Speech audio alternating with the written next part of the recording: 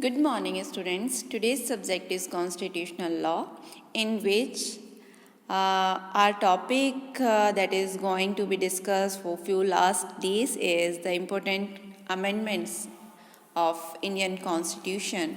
So in the continuance of the said topic, today I am going to discuss with you the few more important constitutional amendments. So let us start the class.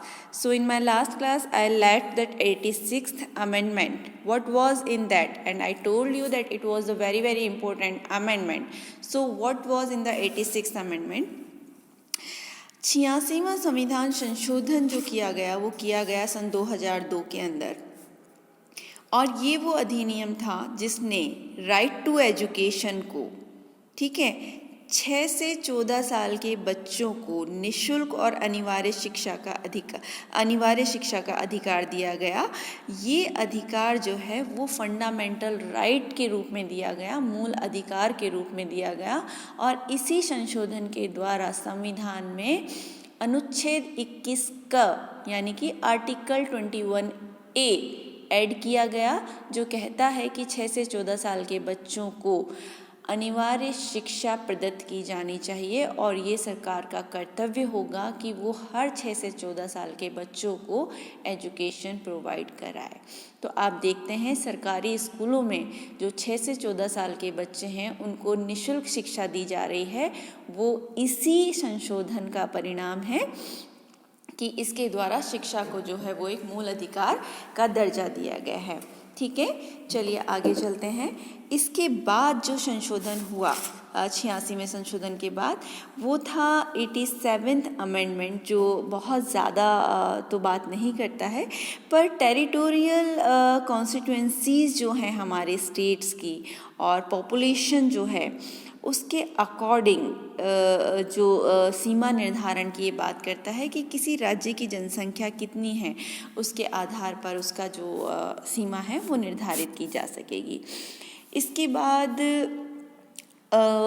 88वां संशोधन आया जो service tax की बात करता है article 268A के अंतर्गत, कि सर्विस के ऊपर भी टैक्स लगता है ना।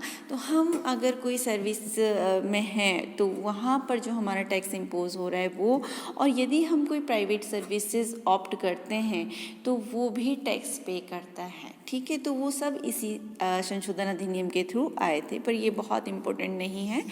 चलिए आगे इसके जो है वो 89th अमेंडमेंट एक्ट 2003।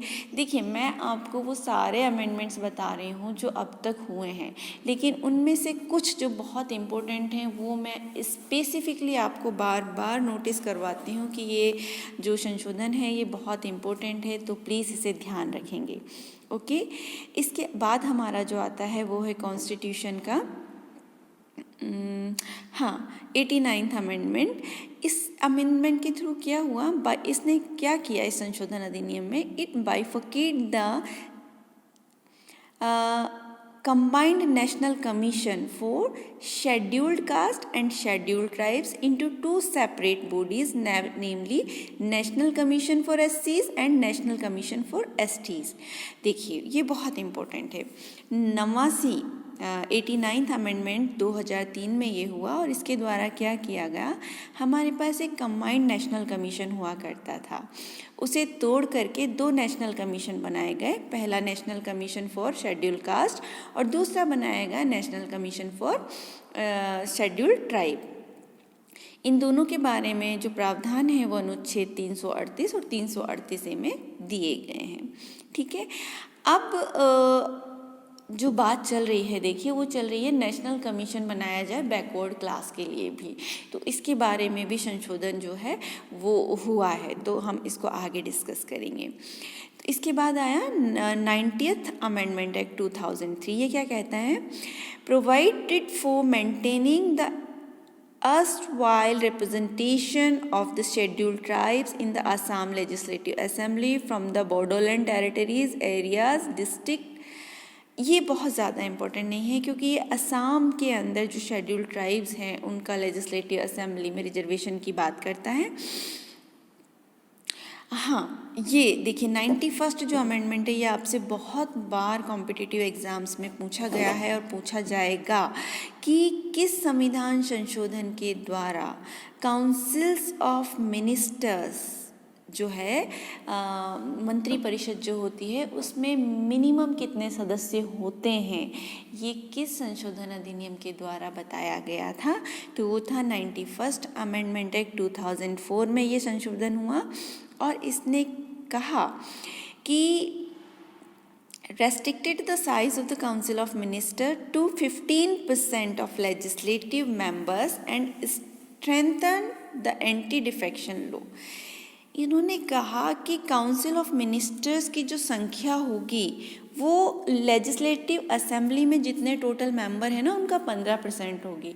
तो फॉर एन एग्जांपल राजस्थान में कितने मेंबर्स हैं 200, मैंने आपको कल ही बताया है। तो 200 का 15% कितना हो गया 30। तो अगर हम बात करें कि माननीय अशोक गहलोत जी जो हमारे मुख्यमंत्री हैं उनकी मंत्री परिषद में कितने सदस्य हो सकते हैं, तो मैक्सिमम 30 सदस्य हो सकते हैं। कम तो बिल्कुल हो सकते हैं, उनकी मर्जी है वो इतने लोगों को मंत्री परिषद में शामिल करें, लेकिन अधिक से अधिक 30 होंगे, ठीक है ना। यानी कि जितनी टोटल हमारी number of member seats allocated हैं उसका 15%, तो हमारी सीट्स 200 हैं तो उसका 15% कितना हुआ, ठीक है 30 हो गया। तो इससे ज़्यादा मिनिस्टर्स जो हैं वो मिनिस्टर इन काउंसिल में नहीं हो सकते। Okay, got it. तो ये बहुत इंपॉर्टेंट है और ये आपसे कई बार कॉम्पिटिटिव एग्जामिनेशंस में पूछा जाता है। यस, 92 और 92 जो कॉन्स्टिट्यूशन अमेंडमेंट था, ठीक है, इसके थ्रू बोडो, डोगरी, सांथली और मैथिली को ऑफिशियल लैंग्वेज डिक्लेयर किया गया, ठीक है। और 93rd अमेंडमेंट के थ्रू 70% रिजर्वेशन जो दिया गया, किसको दिया, बैकवर्ड क्लास को, government as well as private higher education institution में। ये भी बहुत इम्पोर्टेंट है। तो 93rd अमेंडमेंट वो था 2006 में ये हुआ और इसके थ्रू जो बैकवर्ड क्लास हैं, ओबीसी जिसे हम बोलते हैं, अदर बैकवर्ड कम्युनिटी, उन्हें प्राइवेट और गवर्नमेंट दोनों एजुकेशनल इंस्टीट्यूशंस में 27% जो है वो रिजर्वेशन दिया गया। It is very very important amendment, ठीक है। तो अब ये जो आज हमने पढ़ा तो इसमें से देखिए जो 91st अमेंडमेंट है और 94th अमेंडमेंट 93rd अमेंडमेंट है, ये बहुत ही इम्पोर्टेंट अमेंडमेंट्स हैं।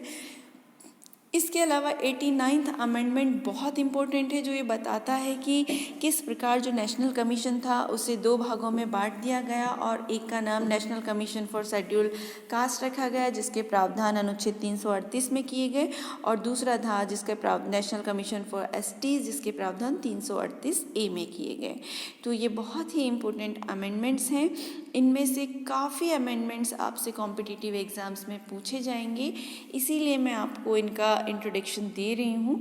तो होप आपको आज का टॉपिक समझ आया होगा। Thank you very much for today's lecture.